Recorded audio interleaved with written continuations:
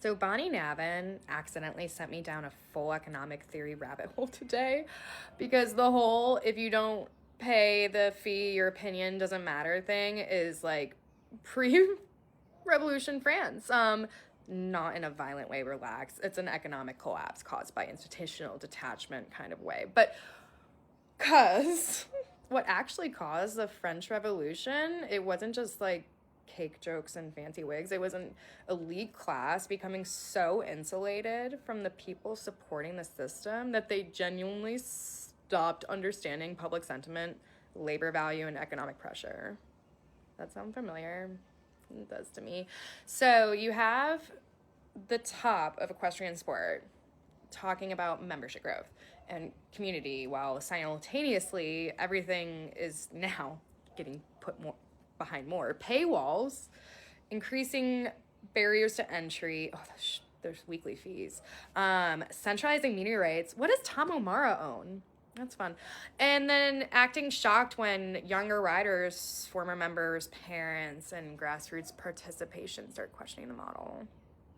Economically, that's called destroying your middle market, which is not ideal because horse sports do not survive on billionaires alone. Like I've said, they survive on aspiration. The lesson kids, the working students, the catch riders, the moms hauling ponies, and the former juniors who became adult amateurs.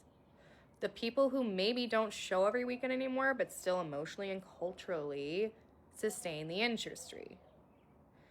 And that's your consumer confidence index. And when those people start feeling alienated, mocked, or financially squeezed, the problem isn't what they're complaining. It's the problem that the institution is losing trust in the market. Which brings me to bascule. For non-horse people, bascule is the arc of a horse's jump. A good bascule is balanced, fluid, soft forward. The horse lifts through the back and carries itself efficiently. A bad bascule is stiff, hollow, heavy on the forehand, usually descends to bad distance away from a rail. And honestly, USEF governance right now has a bascule of a school horse seeing a flower box for the full time. Rigid, leaning, pulling against itself, completely confused why everyone is uncomfortable. Because the irony is, the best riders know you cannot force balance by pulling harder.